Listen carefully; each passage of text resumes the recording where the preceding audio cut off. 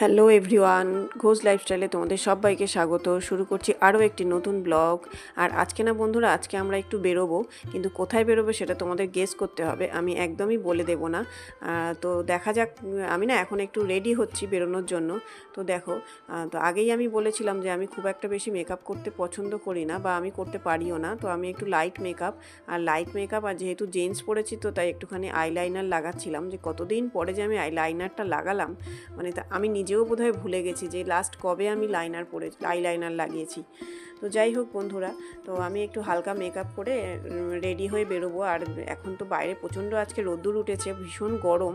তো আমি, মেয়ে আর আমার হাজব্যান্ড আর হচ্ছে আমার ছোটো মেয়ে, আমরা চারজনেই বেরোবো। আর আজকে আমাদের ভীষণ মজার দিন, অনেক দিন পরে কোথাও বেরোয়নি। আর বাচ্চাগুলো তো একটু বাইরে যেতে পারলে খুব আনন্দ পায়। তো আজকে তো মানডে ছিল, কিন্তু তবুও ওর হচ্ছে যেহেতু এরপর আর সময় পাবে না, তো ও বললো চলো আজকে হচ্ছে একটা কাজ আছে, সেই কাজটা সেরে নেওয়া যাক। তো যেহেতু তোমরা দেখেই বুঝতে পারবে কাজটা আসলে কী, কাজটা আমি মুখে বলবো না। তো কাজটা জানার জন্য কী কাজে বেরোচ্ছি তোমাদের কিন্তু আমার সঙ্গে থাকতে হবে, আর কেউ একটুও ভিডিওটা স্কিপ না করে দেখবে।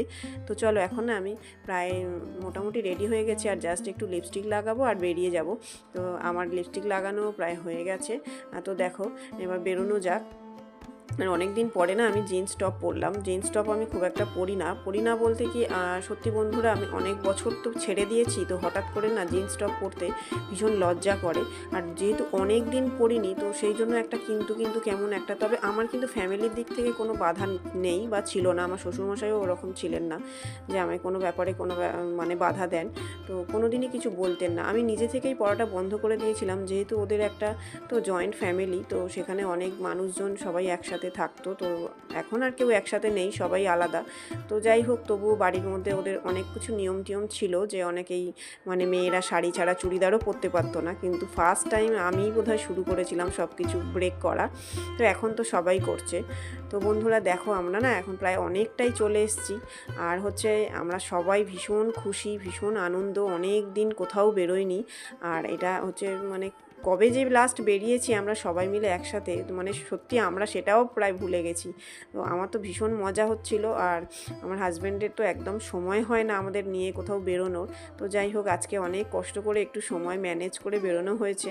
আর অনেক দিন না বাড়ির মধ্যে একটা অসুস্থতার পরিবেশ ছিল। এখন দেখো আমি এসে গেছি। আর কোথায় এসেছি বলো তো বন্ধুরা? আশা করছি তোমরা এখন গেস করেই ফেলেছো। আমরা না শপিং করতে এসেছি, আর পুজোর শপিং।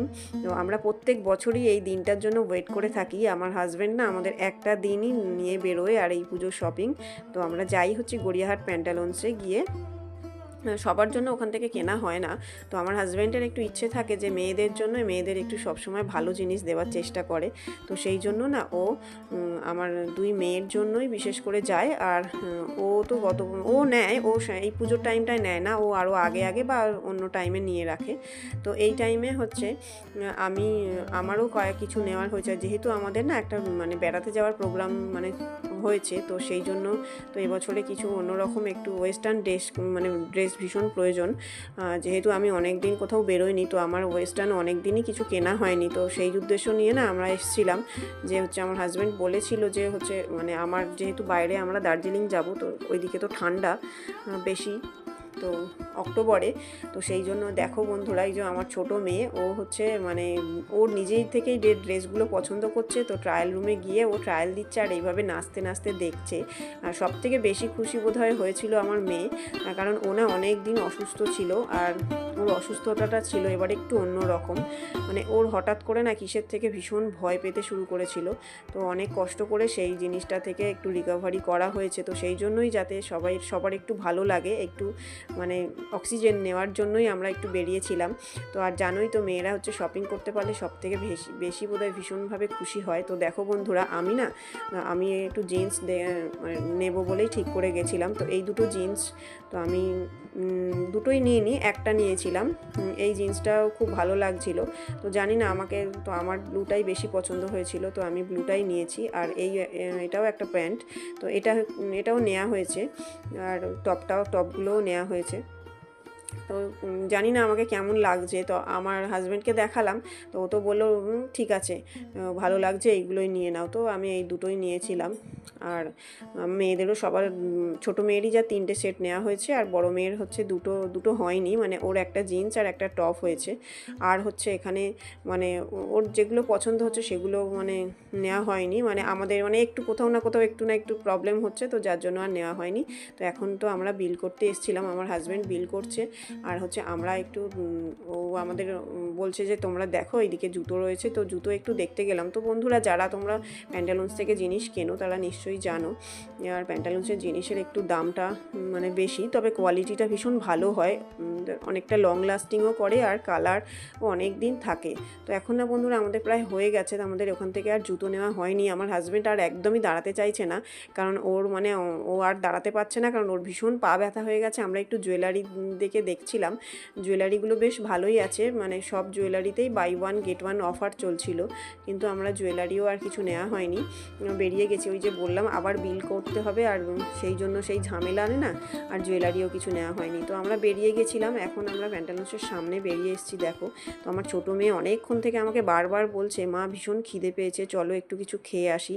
তো বেরিয়ে খেয়ে আবার ঢুকবো সেটা তো আর হয় না, তো আমরা একেবারে বেরিয়ে গেছিলাম। আর বেরিয়ে ও কি খাবে, ওর অনেক দিন ধরে খুব শরীরটাও খারাপ ছিল, তো সেই জন্য না আমরা বাড়ির থেকে ঠিকই করে গেছিলাম যে আমরা না উল্টোপাল্টা কিছু খাবো না, যে আমরা আর এখানে তো ফুচকার স্টল দেখে ও ভীষণ বায়না করছিল, তো আমরা ওই প্যান্টালুন্সের সামনেই ওখানে দাঁড়িয়েই সবাই মিলে একটু ফুচকা খাওয়া হলো, তারপর হচ্ছে আমরা বেরিয়েছি।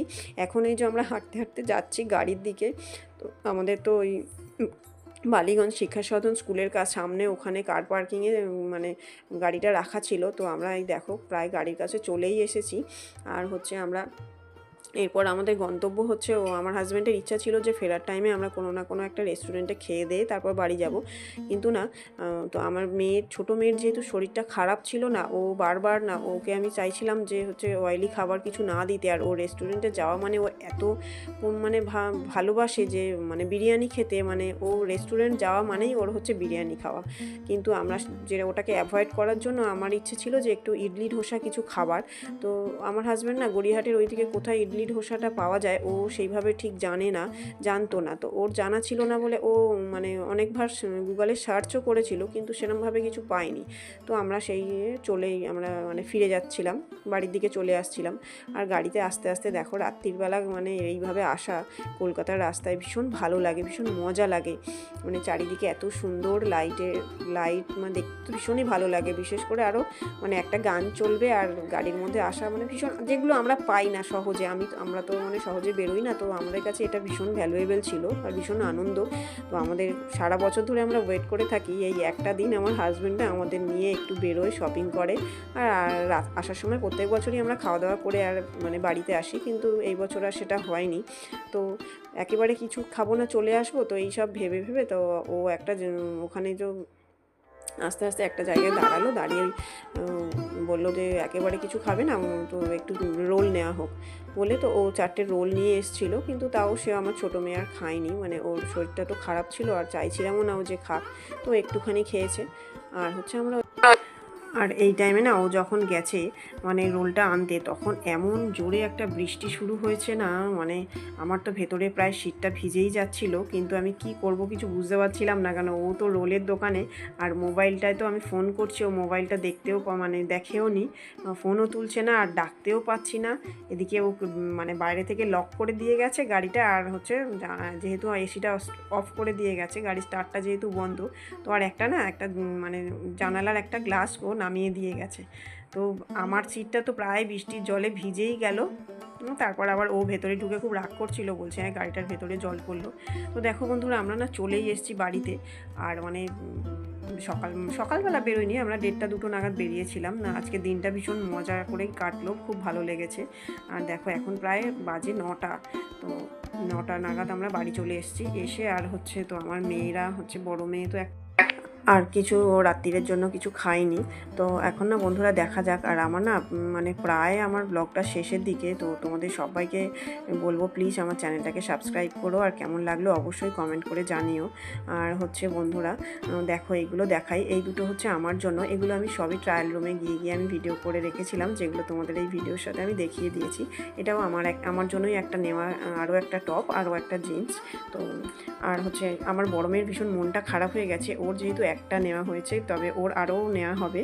তো যেহেতু ওর ওয়েস্টার্ন যেই ড্রেসগুলো পছন্দ করছিল না সেগুলো ভীষণ খোলামেলা, আর সেগুলো আমার হাজব্যান্ড না সেইভাবে ওকে পরতে দিতে, ও যেহেতু বড় হয়ে গেছে তো একটু আপত্তি ছিল, তো সেই জন্য না সেগুলো নেওয়া হয়নি। তো ওকে বলা হয়েছে আমরা বারুইপুরে চলে এসেছি, যে বাড়িতে চলে এসেছি, এরপরে পরের নেক্সট দিন যেদিন বেরোবো মা, আমাদের তো সবার কেনাকাটা হয়নি, সেদিন তোমাকে কিনে দেওয়া হবে। তো বন্ধুরা আমার ব্লগটা প্রায় শেষের দিকে, দেখো এইগুলো সব দেখালাম। এই যে এটা হচ্ছে আমার বড় মেয়ের জন্য। তো টাটা, সবাই ভালো থেকো, দেখা হচ্ছে